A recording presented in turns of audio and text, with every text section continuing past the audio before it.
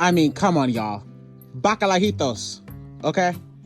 These babies look absolutely beautiful. So really quick, I just wanted to make sure that I mention this. Although I'm making bacalajitos today, I'm not going to be using codfish, but I'll talk to many people, honey, and they said don't get caught up on that. You can use pollock, it's totally fine. But the real reason why I mention that is because this is such a culturally diverse dish. For instance, in Jamaica, they make a dish that's pretty much exactly like this, but it's called fish fritters. So, you know, don't get too caught up in whether or not you can find the cod or not. I'm going to be using the pollock, but as you can see, it's salted. So you want to make sure that you allow it to soak in cold water for at least 2 to 3 hours. Make sure you drain it out, let it soak again for another hour. I'm gonna let this soak for a total of 4 hours altogether so I can eliminate the risk of my final dish being too salty.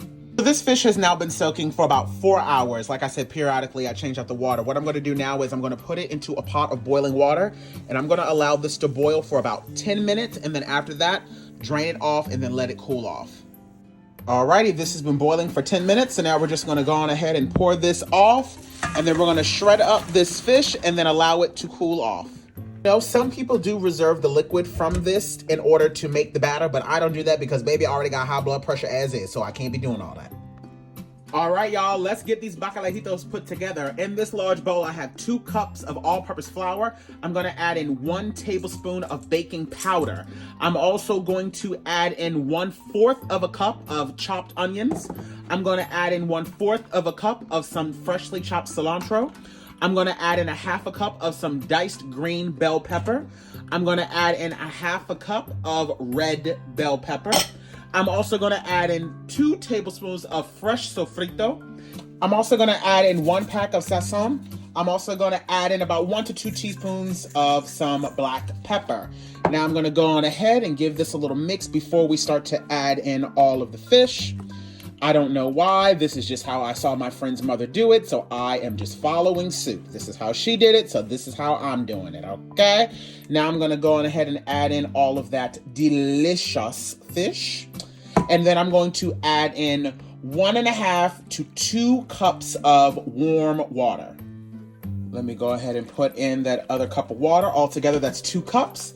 And I'm also going to put in about a teaspoon of garlic paste.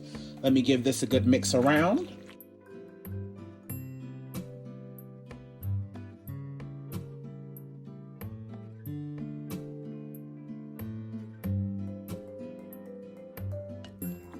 Now that we have everything all nicely mixed in, as you can see, this looks absolutely beautiful, you guys.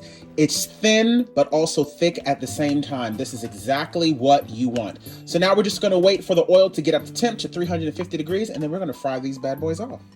Up.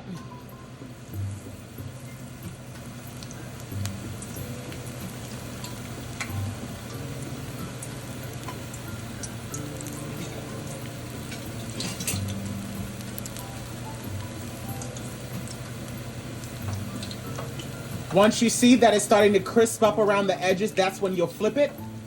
I'm putting a little bit of oil on top because it's not completely submerged, but this will help the cooking process on the top as well so that it's cooking pretty evenly.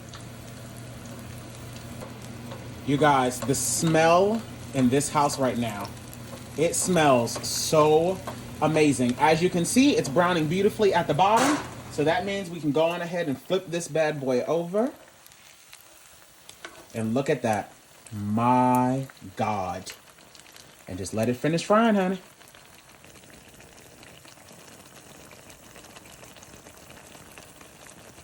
Now that this one's all done, we're gonna go on ahead and transfer this beauty over to a wire rack so that all of that excess oil can drain off, and I'm gonna repeat the same process for all of them. All right, y'all, here we go. Let's see if we get that crunch.